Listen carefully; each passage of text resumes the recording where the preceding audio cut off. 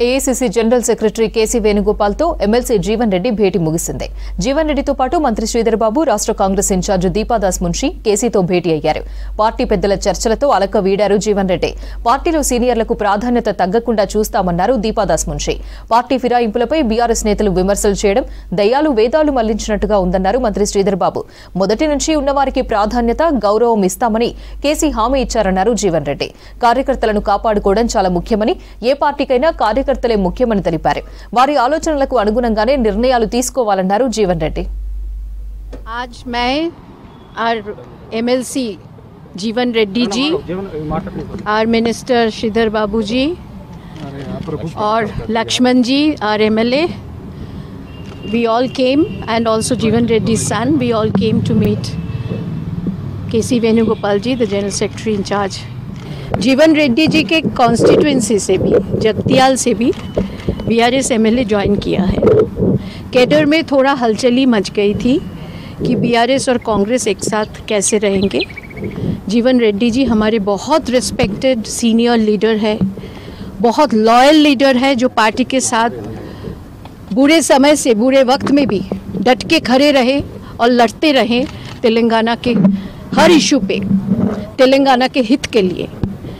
तो जीवन रेड्डी जैसे सीनियर लीडर का थोड़ा स्वाभिमान में आघात हुआ था, इसीलिए हम लोग साथ ले आए. जनरल सेक्रेटरी केसी जी से बात किया और केसी जी साफ साफ ये बता दिए कि हमारे सीनियर लीडर का स्वाभिमान पे आघात नहीं होना चाहिए. He should be given proper respect. और मैं भी उनको साथ में लेके यही कह रही हूँ कि कैडर्स को भी संभालना हमारा काम है, पार्टी का काम है. हम लोग साथ रहेंगे और मिलके चलेंगे और जीवन जी भी साथ ही है और साथ ही रहेंगे. ఈ రోజు పార్టీలో జాయిన్ కావడానికి ఇది జాతీయ పార్టీ. ఎవరైనా మేము వచ్చి జాయిన్ అవుతామంటే వద్దు వద్దు అని పొమ్మంటాం. దానికి సంబంధించి కూడా ఈరోజు పార్టీలో పనిచేసిన కార్యకర్తలు, అందుకోసమే అధిష్టానం కూడా స్పష్టంగా ఈరోజు చెప్పడం జరిగింది.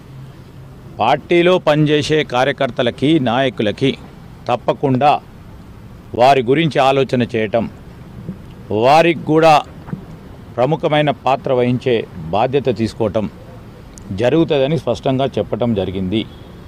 ఆ భాగంలోనే ఈరోజు పార్టీ రాబోయే కాలంలో పటిష్టపరిచే కార్యక్రమానికి విషయంలో కూడా ఒక స్పష్టతమైన వైఖరితో ముందుకెళ్ళటం, వారికి ప్రాధాన్యత ఇచ్చే విధంగా రాబోయే కాలంలో పార్టీ ముందుకు తీసుకెళ్లాలని వారు కోరటం జరిగింది.